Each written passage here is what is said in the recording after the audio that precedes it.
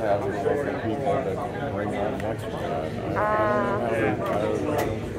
You don't even know how they do it. Let's just show up. That's crazy. But that's really cool that you guys live with me now. That's awesome. I think we Hotels tomorrow. The hotel is putting me up there for the movie.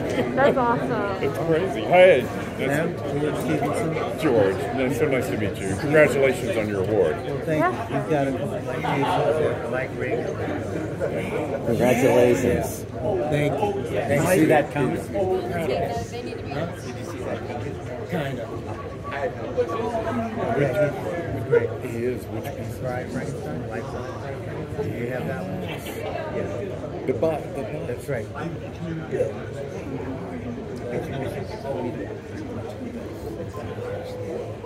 Okay, ladies and gentlemen, I leave it to the group now. Are you recording? Mm-hmm.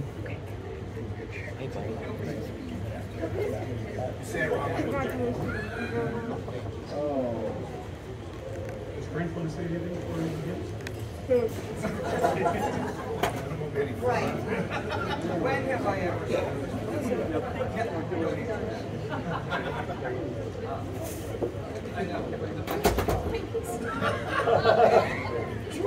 We need the mic back. They finally listened to us and took away Frank's mic.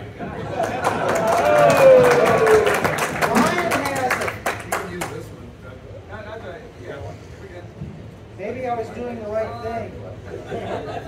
And didn't know it. Yeah. Well, we're all kind of sharing anyways. All right. Everybody hear me okay? No. What? Everybody hear me okay? We're all sharing. All right. Welcome, everyone, to Scripts Gone Wild, Star Trek, Trouble with Tribbles. Now, for those of you who are not familiar with Scripts Gone Wild, it is a staged reading of a very, very good script, sullied by the drinking of alcohol during making it. Okay. I love that. I just got directed. That's a real director there.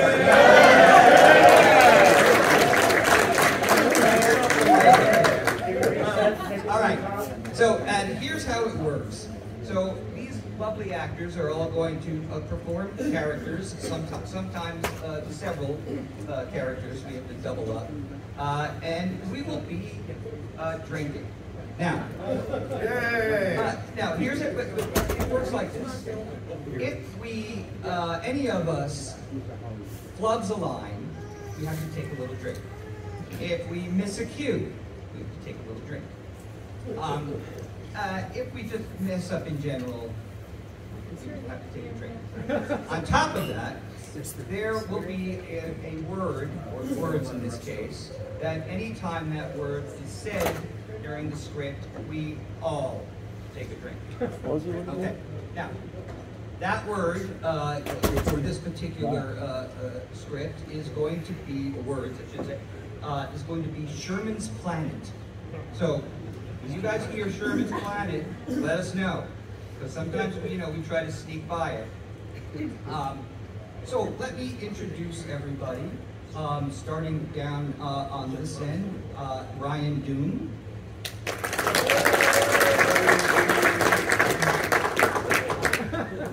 John Goodwin. Darren Doctorman. Linda Wiley.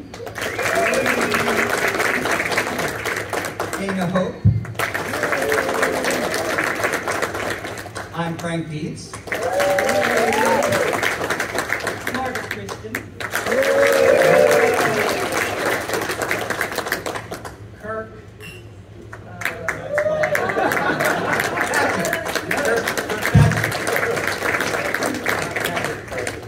Bo Kalin. And Melinda Angstrom.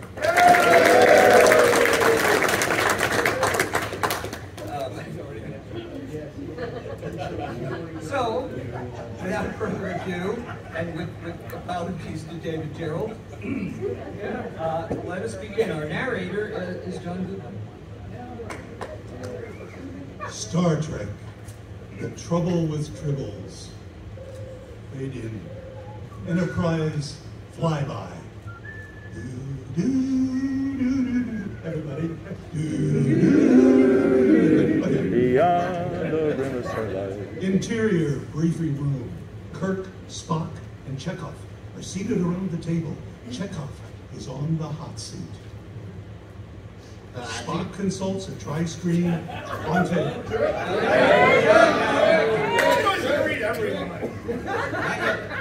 Okay, go. Deep Space Station K7 is now in sensor range. Flavin Captain. Good. Mr. Chekhov, this flight is supposed to give you both experience and knowledge. How close will be passed to the nearest Klingon outpost on our present course? 1 parsec, sir. Close enough to smell them. Excuse me, that is not logical, ensign. Orders cannot travel through the vacuum of inflated space. I was making a little joke. It was extremely little, ensign.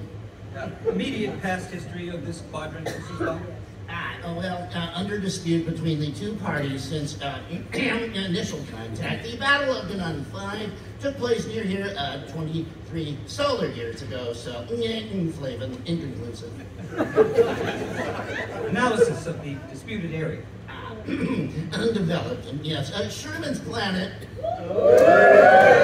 Okay. Thank you. Flavin. Claimed by both sides, our Federation and the Klingon Empire. Of course, we have the Flavin better claim. The area was first mapped by the famous Russian astronomer Ivan Burkov. It was 200... John Burke, Ensign. Burke, sir? I don't think so. I'm sure it was. John Burke was the chief astronomer at the Royal Academy in Old Britain, at the time. Royal Academy? Oh, well. Is the rest of your history that faulty, Ensign? Key point of dispute. Under the terms of the Organian Peace Treaty, one side or the other must prove that they can develop the planet most efficiently. And unfortunately, the Klingons, though they are brutal and aggressive, are quite efficient. I remember once when Peter the Great had a problem like that. Captain. Hercule. Captain, I'm picking up a subspace distress call. Priority channel. It's from space.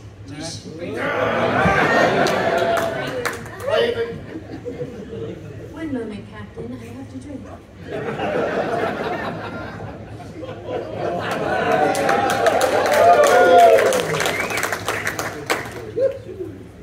This can only be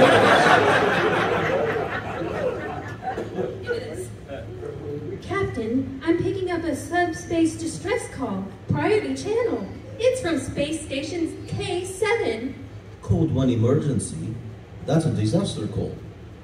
Quite. Go to warp factor 6. Aye, aye, Captain.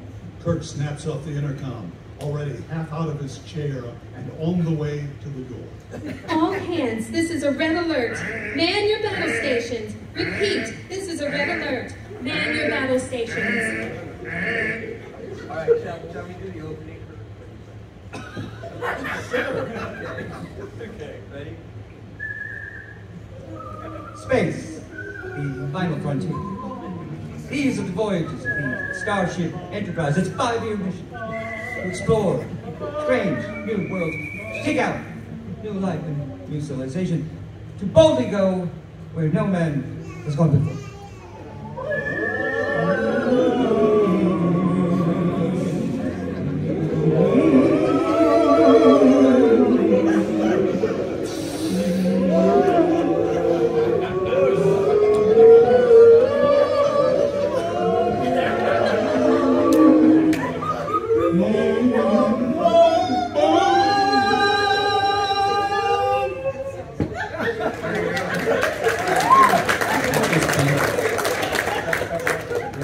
Available on iTunes.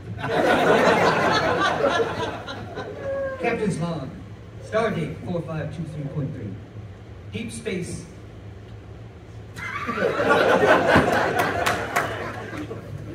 Didn't even we get to the third word. Deep Space Station K7 has issued a Priority 1 call. More than an emergency, it signals near or total disaster. We can only assume the Klingons have attacked the station. We are going in armed for battle. The space station rapidly grows in size as the Enterprise approaches. As everyone on the bridge stares forward tensely, Chekhov is in the navigator's position. Main phasers are armed and ready. But, sir, there's nothing. Just the station, sir. A Priority 1 distress call. And they're sitting there absolutely peaceful. Lieutenant Uhura, break subspace silence. Aye, aye, Captain. Space Station K7, this is Captain Kirk of the Enterprise. What is your emergency? Captain Kirk, this is Commander Lurie. I must apologize for the distress call. Commander Lurie, you have issued a priority...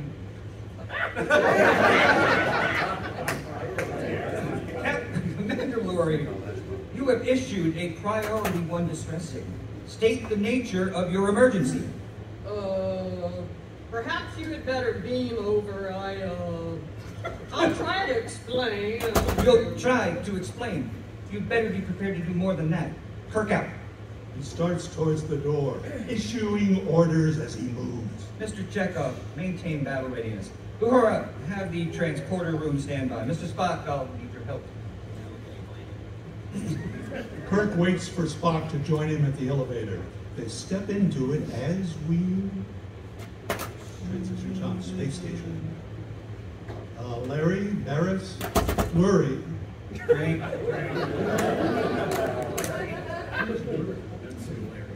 Lurie, Barris, and Darwin, Kirk and Spock materialize. Kirk is furious as he begins talking to Lurie as soon as materialization is complete. Commander Lurie, if there is no emergency, why did you order a Priority 1 distress call? I ordered it, Captain.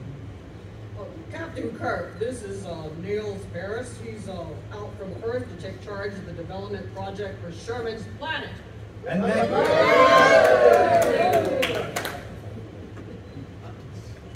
that gives you the authority to put a whole quadrant on the defensive. Mr. Barris is a Federation Undersecretary in charge of agricultural affairs in this quadrant. That gives him the authority. This is my assistant, Arne Darwin. Now, Captain, I want all available security guards. I want them posted around the storage compartments. Storage compartments? Storage compartments? What storage compartments? The storage compartments containing the quadrotriticale. The what? The what? Quadrotriticale. Darwin sniffs audibly at Kirk's ignorance. He pulls a sample of the grain out of the container. He hands it to Barris, who hands it to Kirk. Kirk glances at it only briefly, then hands it to a curious Spock. Spock examines it. Wheat. So what? Quadro.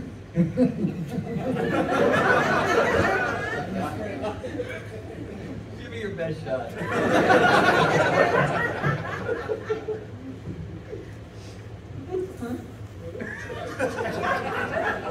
Quadrotriticale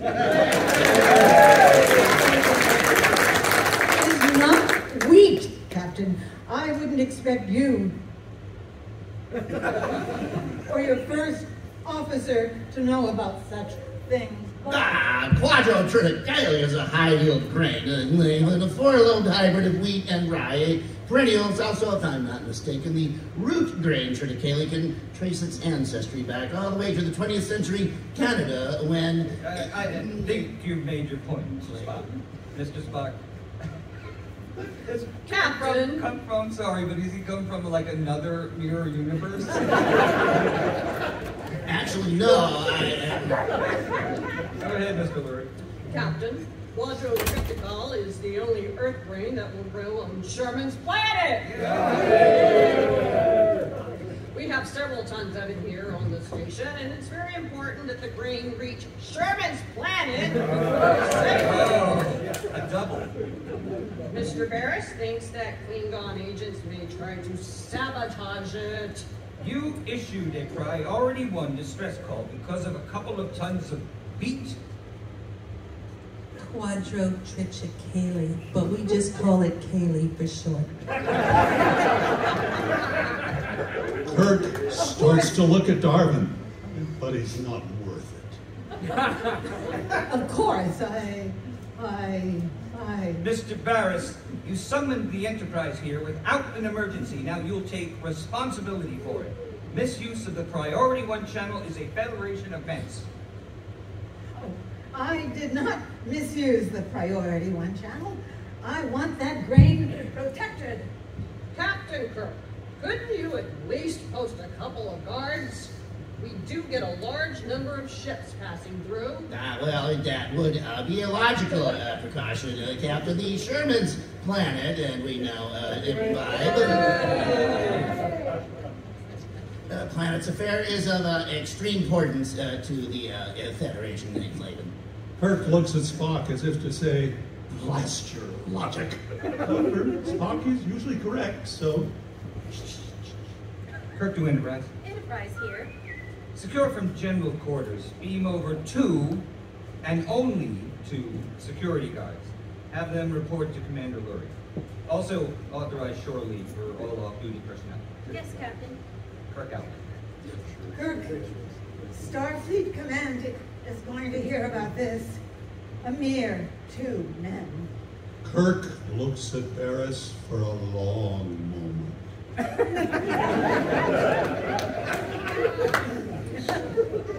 I have never questioned either the orders or the intelligence of any representative of the Federation.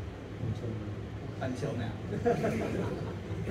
Leaving a speechless Barris and Darwin, Kirk exits, followed by Spock. Omitted. You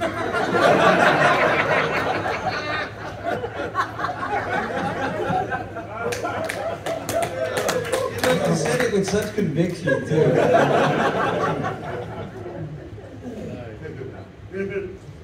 Like a Western general store, this is a combination of the 2 or more functions. This is the bar store. Primarily, it is a bar with a few tables and a bar against one wall. But a few extra props behind the bar should suggest that Trader also runs a general store type of establishment. Kirk and Spock are at the bar, just putting down empty glasses. Kirk is shaking his head as he puts down the glass, looks at the wheat he holds in his hand. Summoned a starship on a priority A1 channel to guard some storage compartments. Storage compartments of wheat. Yeah, still, Captain, it is a logical precaution. The Klingons would not like to see us successfully develop Sheridan's planet.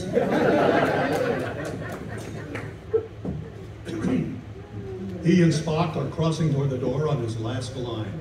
Uhura and Chekhov enter, followed separately by Cyrano Jones. Uhura and Chekhov wait to meet the captain, but Jones crosses past them to the bar beyond where he will engage the trader. Ah, I see you didn't waste any time going off duty. How often do we get shore leave? She wanted to shop. I wanted to help. Mr. Chekhov, what do you make of this? Quadrotrichicale, sir. I've read about this, but I've never seen any of this up until now. Mr. Spock, does everyone know about this grain but me? Not everyone, Captain. It is a Russian invention. Kirk gives up, shot down in flames by nationalism again. And he and Spock start to exit. Uhura and Chekhov move toward the bar. Cyrano Jones is arguing with the trader. He has a great amount of merchandise on the counter. Obviously, he has been trying to sell it to the trader, and the trader has obviously been very stubborn. Oh, I told you I don't want any. I told you before, and I'm telling you again. Chekhov and Uhura. Chekhov and Uhura.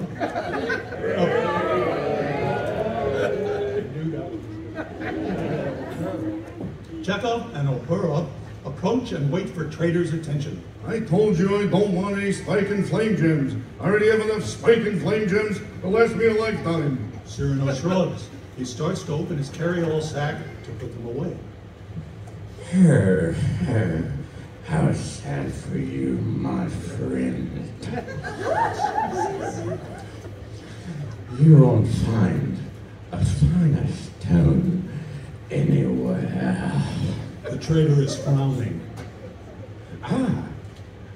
But I have something better. Perhaps, surely, you want some Antarian glow water. I use that to polish the flame gems. By this time, Chekhov and Uhura are watching interestedly. Cyrano sweeps most of the other stuff back into his sack. You are a most difficult man to reach. Picking up something off the counter is a green gold ball of fluff. A tribble. Surely you want. Not at that price. What is it? Is it alive?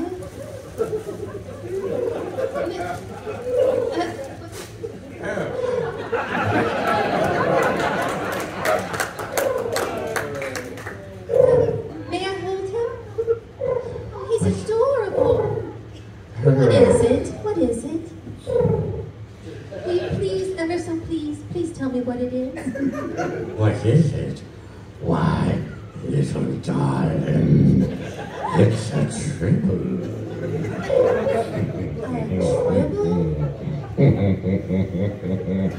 It's only the sweetest little creature known to man, excepting, of course, yourself. Remind me to get a new casting.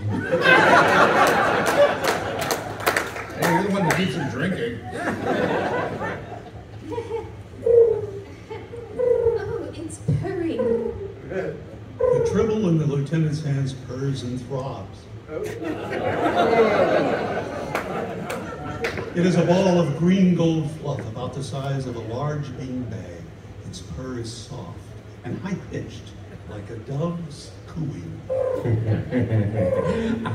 Little lady. He's just saying that he likes you. Well, he's adorable. Are you selling them? That's what we're trying to decide right now. My friend, 10 credits apiece is a very reasonable price. You can see for yourself now much the drink. Oh, there was a corn chip in that drink. Whose fault was that? You can see for yourself how much the lovely little lady here appreciates fine things. I'll give you a credit apiece. Chekhov, asking Cyrano as he takes the tribble from Uhura, he has put his grain on the counter. Some spills out. He won't bite, Willie, and I'm talking about the tribble. Cyrano making a great show out of ignoring. Slow narrator. Cyrano making a great show out of ignoring the storekeeper. Oh, sir, there is a law against transporting harmful animals from one planet to another. Oh, weren't you aware of that? Besides, tribbles have no teeth. All right, fine. I'll double my offer. 2 credits. Cyrano taking the tribble from Chekhov and plopping it on the counter in front of the trader. Twice nothing is still nothing. The trader looks down at the tribble. Is he? He looks at Cyrano. Clean?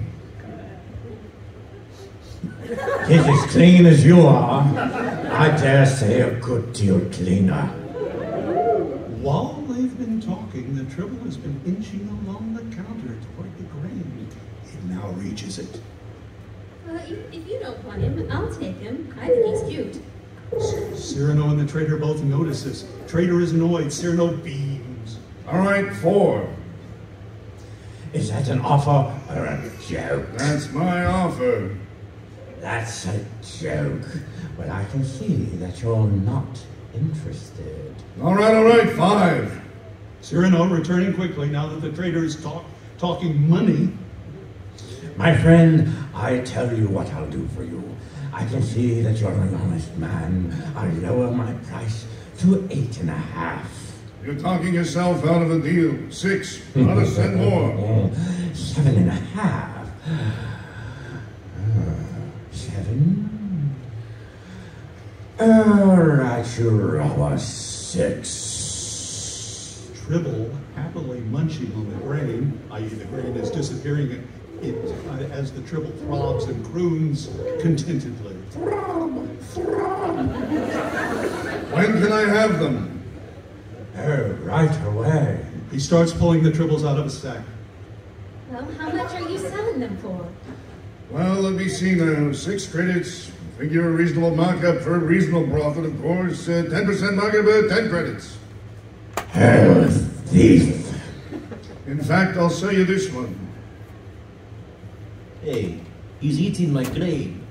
Quickly, Chekhov moves to the rescue, what is left of the grain. Fortunately, tribbles are slow eaters. Now, that will be 10 credits, my friend. Cyrano taking the tribble from the trader, indignantly. Sir, that happens to be my sample, and it is mine to do with as I please, and I please to give it to the pretty little lady here. Oh, I couldn't. Well, could I? I insist. Oh, that's right. Ruin the market for me. Once the pretty little lady here starts to show this little precious around, you won't be able to keep up with them. He gallantly hands the tribble to O'Hara as we dissolve, and Kirk and Spock in the briefing room. Kirk. Message from Starfleet, Captain. Priority channel. Admiral Comac speaking. Transfer it in here, Lieutenant. Applause. Then the screen on the table lights. Captain Kirk. Here, Captain, it is not necessary to remind you of the importance to the Federation of Sherman's planet.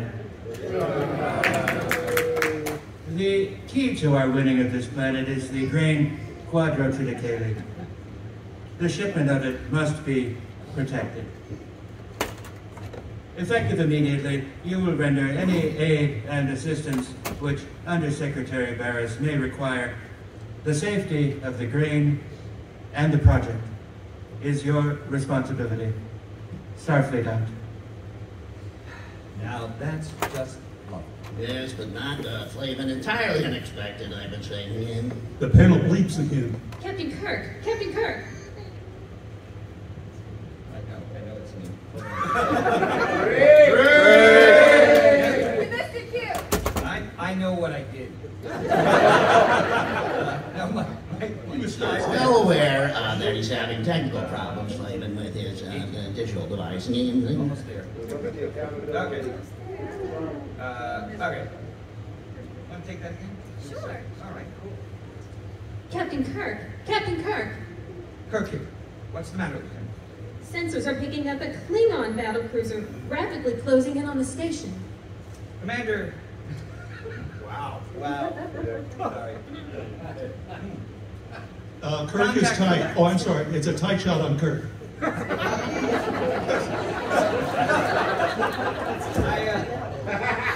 know we had this conversation. Contact Commander Lurie. We're on our way. Oh. As he and Spock race for the door, not even waiting for O'Hara's acknowledgement. I know, but he has to see that we're on the Oh, bridge. Interior Enterprise Bridge. 25 was omitted on. I know it's good because they needed to know that. What's the Klingon ship doing now? Nothing, Captain. It's just sitting there, 100 kilometers off of K7. I have Commander Lurie. Put him on visual, Lieutenant. Commander Lorry, there is a Klingon warship hanging 100 also known as kilometers, off your station. Insert view screen. Lorry is in his office. I do not think that the Klingon are planning to attack us. Why not? Insert view screen. Reveal the Klingon commander. Reveal the Klingon commander Koloff and his aide Korax, also in the office.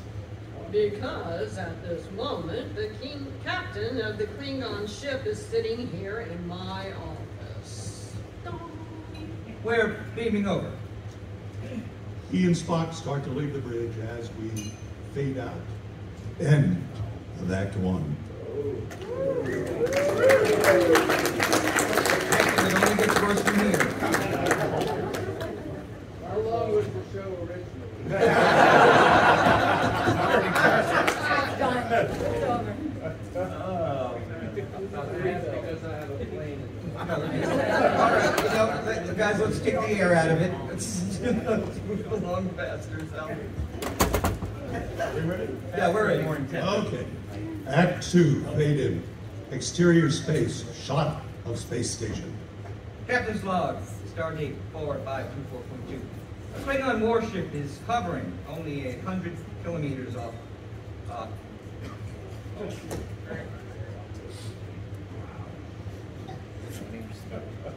Come on, Frank, let's take the air out of it. We'll talk later. For some reason, kilometers is irrelevant. A deep space station, K7, while its captain waits in the station commander's office. Their intentions are unknown. Interior space station, Lurie's office. Koloff is the Klingon commander, and like the last Klingon commander that we saw, he is an evil-looking SOB. My dear Captain Kirk. My dear Captain Cole. I assure you my intentions are peaceful. As I've already told Commander Lurie, the purpose of my presence here is to invoke shore leave rights. Kirk and Spock exchanged glances. Surely. Captain, Klingons are not as luxury-minded as others. We do not equip our ships with non-essentials. We have been in space for 5 months, and what we choose as recreation is our own business. Under the terms of the Organian Peace Treaty, you cannot refuse us. The decision is not mine to make. Commander Lurie is in charge of the station. Kirk, I don't want them here, but I have no authority to refuse. I have some authority to act, and I'm going to use it. My dear Captain Kolo. All right. You can give your men shore leave, but no more than 12 at a time. And I promise you this. Hold on. For every one of your men on this station, I'll have at least one security guard. There won't be any trouble. Captain Kirk, no formal declaration of hostility has been made between our two respective governments, so, of course, the nature of our relationship will be a peaceful one. Let us both take steps to make sure that doesn't happen. Cleon bows stiffly, politely. He turns on his heel and exits. Korax follows. Kirk, Larry, and Spock exchange a worried glance. Larry.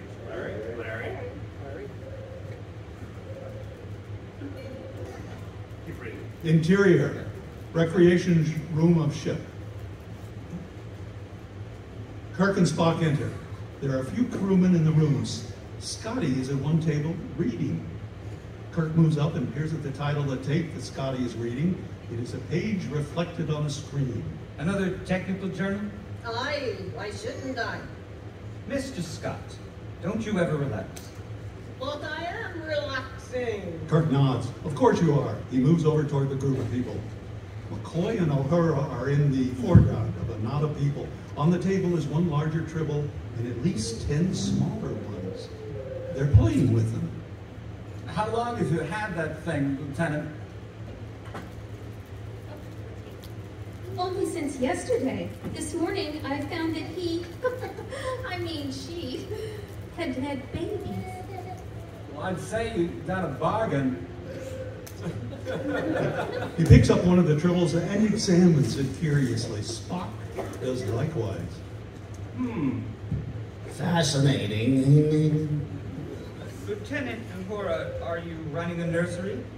I hadn't intended to, but the tribble had other plans. Spock absentmindedly begins stroking his tribble. You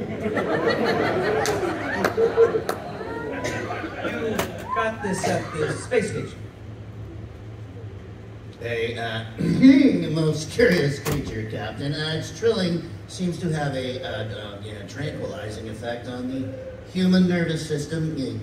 Kirk raises an eyebrow at Spock, who is absently stroking the tribble. Fortunately, I am, of course, immune to its effects. Kirk grins at him, turns to leave. Spock comes out of it. Realizing he is petting the tribble almost hypnotically, puts it down. He follows Kirk out during... Lieutenant, do you mind if I take one of these things down to the lab and find out what makes it tick? Well, it's all right with me, but if you're planning to dissect it, I don't want to hear about it. Lieutenant, I won't hurt a hair on its head, wherever that is. McCoy exits with a medium-sized tribble. Yeah. That'd be you, Ryan. Oh, shit. Rick! Say, Lieutenant, if you're giving them away, could I have one too? Sure, why not? They seem to be old enough. The crewman takes one eagerly. Others also help themselves. Interior, corridor, Kirk and Spock. Kirk and Spock round a bend, pause as... Bridge the Captain, Kirk. Kirk here. Mr. Barris is waiting for you on Channel E to speak to you, comrade. Pipe it down here, Mr. Jacob. Aye, sir. Mr. Barris is coming on. Kirk here. What is it, Barris? Kirk, the station is swarming with Klingons. I was not aware that 12 Klingons were a swarm, Mr. Barris. Captain Kirk, there are Klingon soldiers on this station. I want you to keep that grain safe. I have guards around your grain. I have guards on the Klingons. Those guards are there only because Starfleet wants them there.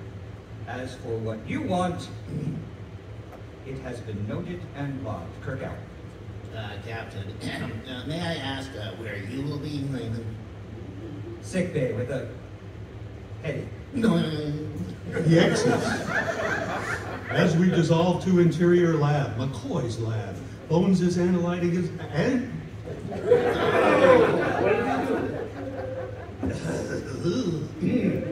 McCoy's lab.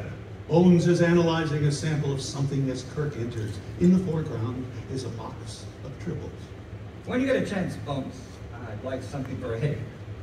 Let me guess. The Klingons, Barris, both. McCoy nods as Kirk moves to look at the box of tribbles. How many did Uhura give you? Just one. Well, you've got 11 here. You noticed that. He returns to Kirk with a couple of pills. Here, this ought to take care of it. Kirk, holding the tablets, but concerned with the tribbles. Bones, what? How? I'm still trying to figure it out myself. I can tell you this much. Almost 50% of the creature's metabolism is geared to reproduction. Do you know what you get if you feed a tribble too much? Fat tribble? No. You get a whole bunch of hungry little tribbles. Kirk swallows the headache pills. Well, Bones, I suggest you open a maternity ward. Kirk exits. McCoy looks at the tribbles and grimaces. Transporter room, where a small knot of men are waiting to beam over to the space station for shore leave. Chekhov is one of them. Mr. Scott is at the console with a technician. Kirk is speaking to him. I want all men who are going on shore leave to stay in groups. Avoid any trouble with the Klingons. Aye, Captain. I'll tell them before they go. Mr. Scott, aren't you going on shore leave? No, sir. Mr. Scott, I want you to go on shore leave. I want you to make sure there will be no trouble with the Klingons. But Captain... Kirk stares Scott down. Hi, Captain. And Scott, join us. Scott moves to the transporter platform as we dissolve to the bar store on Space Station. As the three Earthmen, Scott, Chekhov, and Freeman, are sitting down, they notice a group of 3 or 4 Klingons at another table in the bar, but they make a point of ignoring them. Cyrano Jones enters the bar. Spotting the Earthmen at their table, he moves toward them. Oh, friends, can I interest you in a charming tribble? He is holding one at Mr. Scott's shoulder. No, thank you. Oh, perhaps one of you other gents. No response. Cyrano shrugs, walking away, cooning in his tribble. Angle on Klingon table as Cyrano approaches. He goes to Korax, one of the Klingon aides of Kal. Oh, friend, Klingon, may I offer you a charming little tribble? He offers the tribble. Korax stares at it. Get it away from me. The tribble reacts to the Klingon.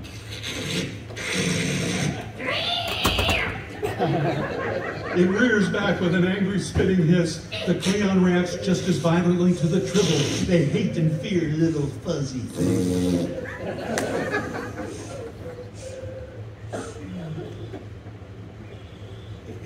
Get out of here with that parasite. Oh, stop that. I can't understand. I apologize for his bad manners. It's never done anything like that before. Take it away. But it's only a friendly little...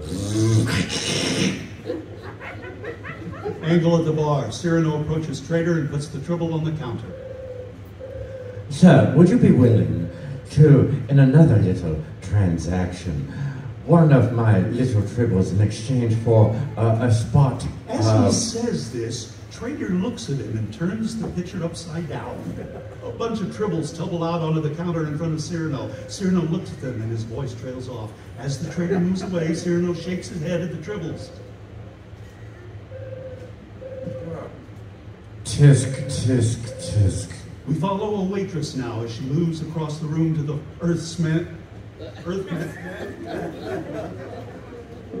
Earthman's table with a tray of drinks. She begins seating them down. In front of Mr. Scott, she puts a small bottle of scotch and a glass. In front of Chekhov, he puts a small bottle of vodka and a glass. Scott and Chekhov. When are you going off your milk diet, lad? This is vodka. Where I come from, that's soda. Now, this is a drink for a man. Scotch? A little old lady from Leningrad invented that. Mr. Scott raises his eyebrow at this. He watches as Chekhov downs his drink in one quick gulp. He shudders and downs his scotch. On the bar, the Klingons are laughing and joking amongst themselves. Korax suddenly rises and goes to Cyrano at the bar. Cyrano is contemplating an empty glass that the bartender has left on the bar. Korax steps up and pours something into it from his own bottle. Cyrano looks up. There are tribbles on the bar. The others like this fuzzy things too. He points at the tribbles on the bar, but they hiss and shrink away. Frankly, I never liked others. They remind me of regular bloodworms. On Chekhov and Scott. That Cossack. Easy, lad. You've got to learn to be forgiving. No, I just remembered. There is one Earthman who doesn't remind me of a regular bloodworm. That's Kirk. A regular bloodworm is soft and shapeless, but Kirk isn't soft. Chekhov is seething. Kirk may be a swaggering, overbearing, tin-plated dictator with delusions of godhood, but he's not soft. Chekhov tries to stand, but Scott holds him down with a hand on his shoulder. Take it easy, lad. Everybody's entitled to an opinion. That's right. And if I think that Kirk is a Genevian slime devil, well, that's my opinion, too. Chekhov makes for the Cleon. Only Scott has hold of Chekhov's arm and jerks him quickly and awkwardly back down into his chair. Don't do it, lad. It's not worth fighting for. But you heard what he said about the company. We're big enough to take a few insults. Drink your drink. He starts to pour Chekhov another drink, but the vodka bottle is empty, so he pours the ensign a drink of scotch instead. Chekhov downs it without looking at it. His intention is still on Korax. Of course. I'd say that Captain Kirk deserves his ship. Scott is listening now. We like the Enterprise. We really do. That sagging old rust bucket is designed like a garbage scow. Half the quadrant knows it. That's why they're learning to speak Klingons. He laughs, as do his fellow Cleons. Mr. Scott!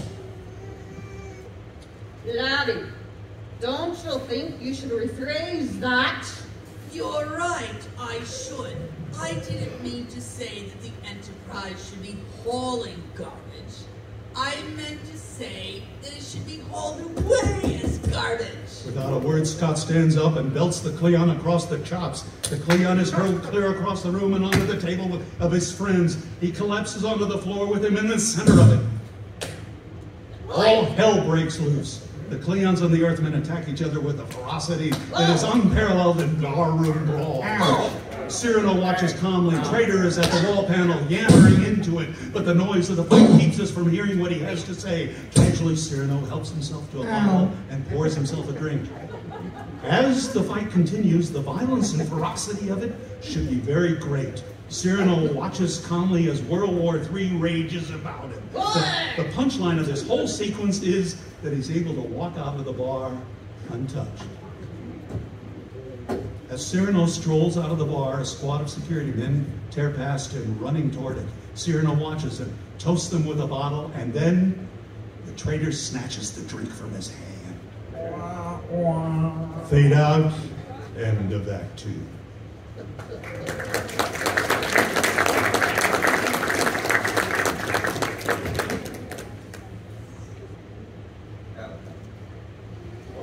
We're ready. Act 3. Exterior space, Enterprise. Captain's log, stardate 4257. A small disturbance between the Klingon crew and the members of the Enterprise has broken out aboard Space Station K7. I am forced to cancel shore leave for both ships. Omitted. Interior Enterprise, or any place where Kirk can address the whole line of transgressors. A few tribbles in evidence. I want to know who started it. I'm waiting. Freeman, who started it? I don't know, sir. All right. Chekhov. Chekhov stares resolutely ahead. He's not in the best of condition. The effect of the fight and the vodka. Chekhov, I know you. You started it, didn't you? No comment. I did not. Who did? Chekhov glances at Scott. I don't know, sir. You don't know, sir. Kirk, stepping back and surveying all the men. Scott is at the end of the line next to Chekhov. I want to know who threw the first punch. All right. You are all confined to quarters until I find out who started it. That's all. Dismissed. Not you, Mr. Scott. Scott pauses. Kirk steps closer to him as the last man exits. Mr. Scott, you were supposed to prevent trouble. Aye, Captain. Who threw the first punch, Scott? Scott! I did, Captain. You did? Mr. Scott? What caused it, Scott? They insulted us, sir. Well, it must have been some insult, Mr. Scott. Aye, it was. You threw the first punch. Aye. Chekhov wanted to, but I held him back. Why did Chekhov want to fight? The Klingons. Is this off the record, Captain? No, this is not off the record. Well, Captain, the Klingons called you a A tin-plated, overbearing, squabbling dictator with delusions of godhood. Was that all? No, sir. They also compared you to the Devonian slime devil. Close enough. I see. And then they said you were a... I get the picture, Mr. Scott. Yes, sir. And after they said all this, that's when you started to fight? No, sir. No. No, sir, I didn't. You told us to avoid trouble. And I didn't see that it was worth fighting about. After all, we're big enough to take a few insults, aren't we? Mr. Scott, just what was it they said that made the fight break out? They called the Enterprise a garbage scow, sir. I see, and that's when you hit the Klingon. Yes, sir. You hit the Klingon because he insulted the Enterprise, not because he... Well, Captain, this was a matter of pride. That's all, Scotty. Oh, and Scotty, you're restricted until further notice. Yes, sir. Thank you, sir. Oh, it'll give me a chance to catch up on my technical journals. Scott exits. Kirk stares after him regretfully. Interior, McCoy's lab, Spock and McCoy. There are a number of tribbles in evidence on the counter, some of them feeding at a small dish. McCoy is examining one. Spock is regarding them with a jaundiced eye. McCoy glances sharply at him. What's the matter, Spock? There's something disquieting about these creatures. Oh? Don't tell me you've got a feeling, Spock. Of course not, Doctor. They remind me somewhat of the lilies of the field. You see, they toil not, neither do they spin, but they seem to definitely eat a great deal. I see no practical use for them, namely. Does everything have to have a practical use for you? They're nice, they're furry, they're soft, they make a pleasant sound. Yeah, so would an ermine violin, Doctor, but I see no advantage in one. It's a human characteristic to be fond of lower animals, especially if they're attractive in some way. I am well aware of human characteristics, Doctor. I am frequently inundated by them. However, I have trained myself to put up with practically even anything. Spock, I don't know much about these tribbles yet, but I found out one thing about them. I like them better than I like you. Yeah. Well, they do indeed have at least one redeeming factor. They do not talk too much. If you'll excuse me, sir. Spock leaves. McCoy glares after him. Bridge. Stepping out on the bridge elevator, he is gently kicking some tribbles out of the way. He goes to his chair, still preoccupied with something. Almost without noticing it, he has to scoop 3 or 4 tribbles off his chair before he can sit down. He sits in the chair absentmindedly, stroking a tribble that is perched on the chair arm. Suddenly he realizes there are tribbles all over the bridge. Kirk brushes the tribbles away and activates his intercom. Dr. McCoy, get up here right away. Kirk gets out of his chair and makes a circuit of the bridge, starting with Lieutenant Uhura and circling around counterclockwise. He brushes tribbles off consoles, off chairs, down from shelves, etc. Lieutenant Uhura, how did all these tribbles get into the bridge? I don't know, Captain. They seem to be all over the ship. Kirk steps down into the center of the bridge and moves over to the central console. He brushes a tribble off of it. He crosses to the other side, and Bones enters. You wanted to see me, Jim? Yes, I did. Don't look at me. It's the tribbles for breeding. If we don't get them off the ship, we'll be hip deep in them.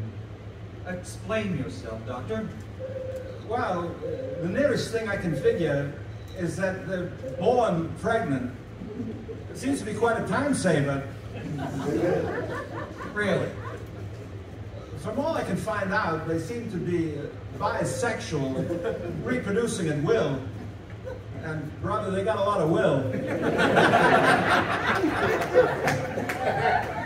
Captain, for once I'm forced to agree with Dr. McCoy, though his way of putting it is, of course, most imprecise. They are consuming our supplies and returning nothing. I am running computations on their state of reproduction, and although all the figures are not in yet, I must confess I am somewhat alarmed by the direction they are taking. They do give us something, Mr. Spock. Their love. Cyrano Jones says that a tribble is the only love money can buy. Lieutenant, too much of anything, even love, is not necessarily a good thing. Have a maintenance crew start clearing the whole ship, then contact Commander Laurie, tell him I'm beaming over.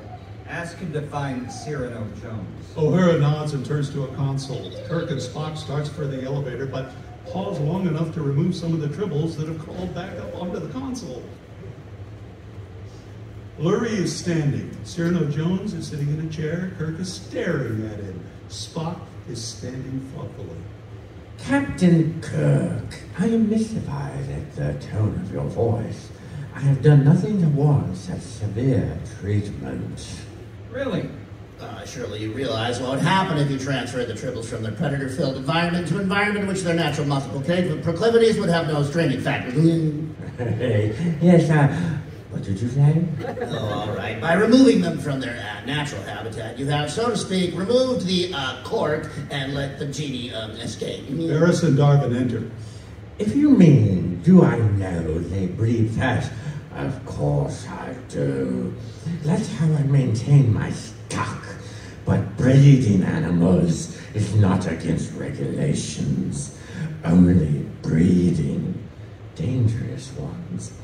Tribbles are not dangerous. Just incredibly prolific. Precisely. And at 6 credits ahead, that is a body. It's yeah.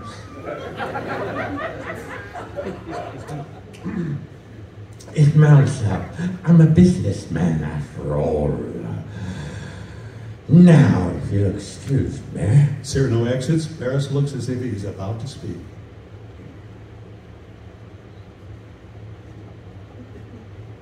Darvin? Darvin. Just a tribble. It's all right. She's getting there. He rises absentmindedly. He hands Kirk the tribble. Go ahead, sir. Tell him. All right, go ahead, John. Yeah. He rises again and absentmindedly hands Kirk the tribble. You want to sell a manual of instruction. I collected it 2 hours and 15 minutes. It goes better with alcoholics. If I did, Captain, what would happen to such of knowledge? Pardon me, I must be tending my ship. Oh, fine. Captain Kirk, I consider your security measures a disgrace. In my opinion, you have taken this entire, very important project far too lightly. I regard the project as extremely important, Mr. Barris. It is you I regard lightly. I shall report fully to the proper authorities that you have given free and complete access to this station to a man who is quite probably a Klingon agent. That is a very serious charge, Mr. Barris. To whom do you refer? That man who just walked out of here, Cyrano Jones. A Klingon agent. You heard me. Oh, I heard you all right. He just couldn't believe his non-pointy ears. What evidence do you have against Cyrano Jones? Barris draws himself up to his full height. My assistant here spent some time keeping Mr. Jones under surveillance. His actions have been most suspicious.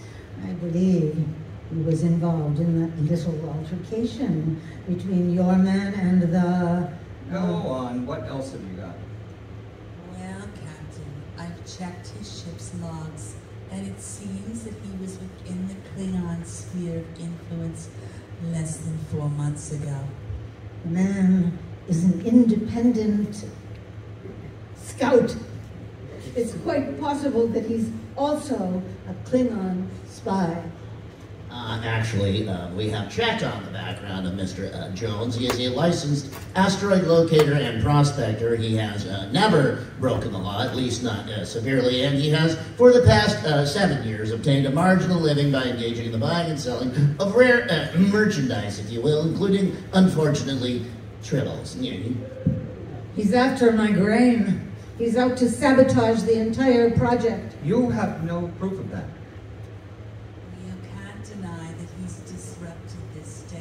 People have disrupted space stations before without being Klingons. They need only to have some influence. Unfortunately, disrupting a space station is not an offense. If you'll excuse me, I have a ship to take care of. Mrs. Spock. Kirk starts to leave, realizes that he's still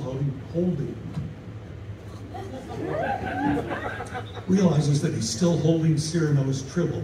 He shrugs, looks around, and puts it in an ashtray or on a piece of sculpture, anywhere, just to get rid of it. They exit. Dissolve to interior recreation room. Kirk goes to a wall panel. Spock and Scott are also there. Chicken sandwich coffee. Almost immediately, the wall panel bleeps. Bleeps. Yeah, that's a good beat. Kirk goes over to the wall. A panel slides open. He stares. Kirk's sandwich is covered with tribbles, throbbing and purring. This is my chicken sandwich and coffee. Mr. Spock. Spock approaches. He peers at it curiously. Fascinating. Mr. Spock, I want these creatures off my ship. I don't care if it takes every man we've got. I want them off. Scott approaches, takes a look. Aye, they've gotten into the machinery all right. They've probably gotten into all of the other food processors too. How? Probably through one of the air vents. Captain, there are vents like this in the space station. And the storage compartments. This is Kirk. Commander Lurie and Nils Barris. Have them meet us near the warehouse. We're beaming over. Kirk and Spock exchange a glance. They run out of the scene. Transporter room. Kirk and Spock enter, dash to the platform, kicking Tribbles out of the way. Oh, sorry. I was getting ready for the next scene. Energize. At the console, as the crewman slides the lever upwards. Space station corridor, storage compartment, close on Kirk and Spock's feet as they and a half a dozen Tribbles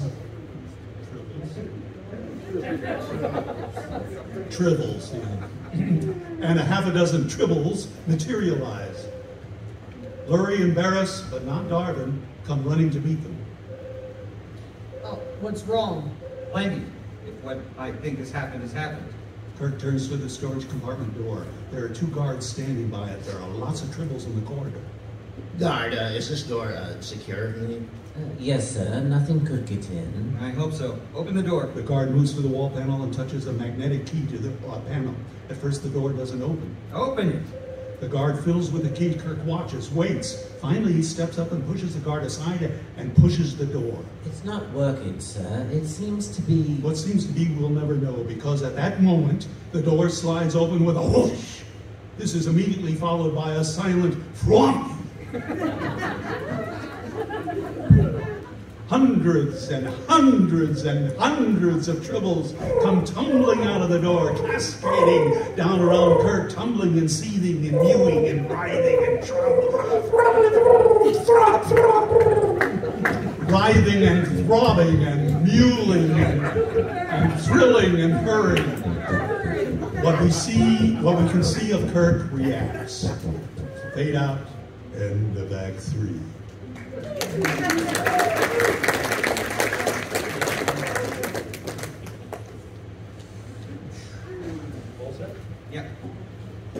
4. Interior space station. Corridor outside storage compartment, including door. Kirk is standing in the middle of a mountain of tribbles. More and more keep tumbling out fat and sassy and lethargic. It seems to be, gorged. Gorged? Oh, like rain. Kirk, I'll hold you responsible. There must be thousands. Hundreds of thousands. 1,771,561 to be exact, Flavin.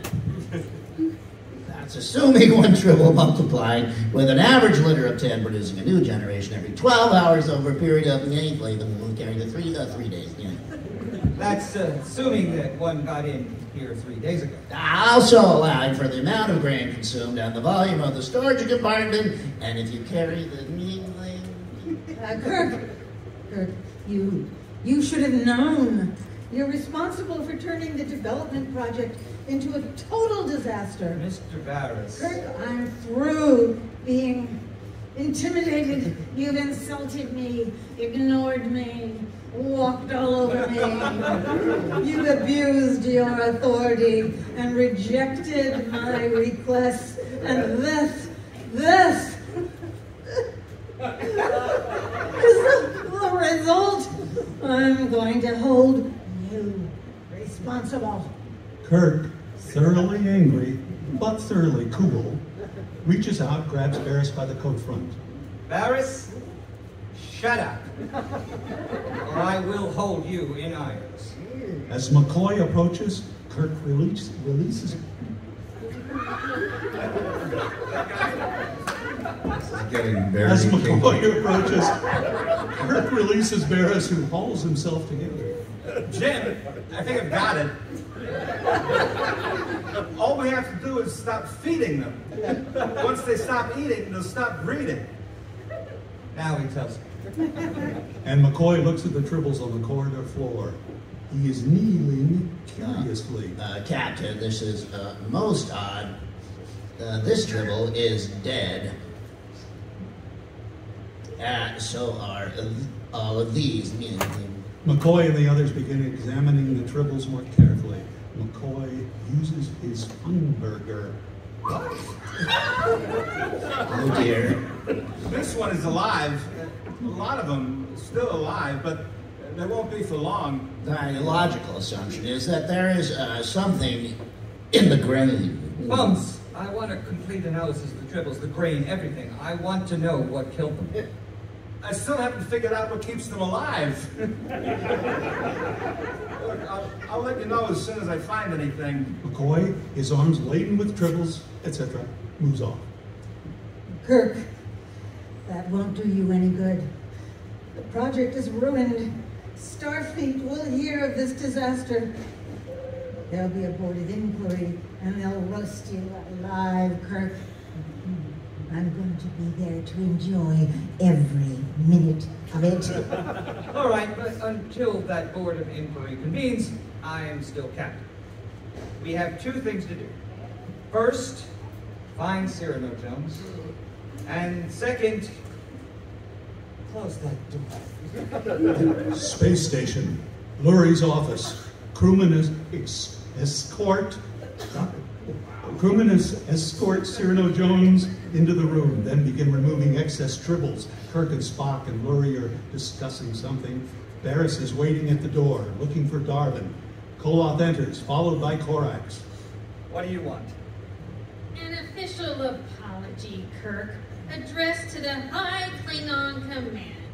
I want you to take responsibility for your persecution of Klingon nationals in this quadrant. An apology? You have harassed my men, treated us like criminals. You've been most uncourteous, Kirk. And if you wish to avoid a diplomatic crisis... You can't let him, Kirk. That'll give them the wedge they need to claim Sherman's planet.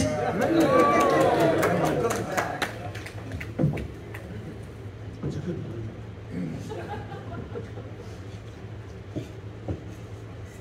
Oh.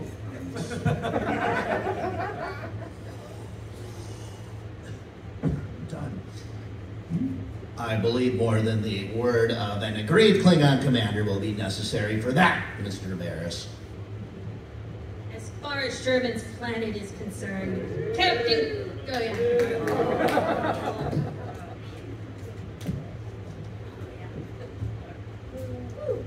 Captain Kirk has just given it to us. We'll see about that, Captain, but before any official action is taken, I want to find out just what happened here. Who put the Tribbles in the Quadro Triticale, and what was in the grain that killed them? Kirk starts to go, but Koloth interrupts. Captain Kirk, before you go on, I have a request. Can you get these things out of here? Koloth points uncomfortably at the Tribbles that Cyrano is holding in his lap and stroking.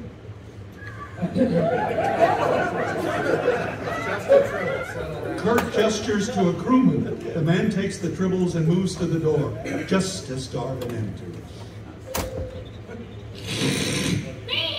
At the door, the Tribbles hiss and spit at Darwin. Cyrano looks surprised. Remarkable, Jones, I thought Tribbles liked everybody. Why, they do, Captain. I can't understand it.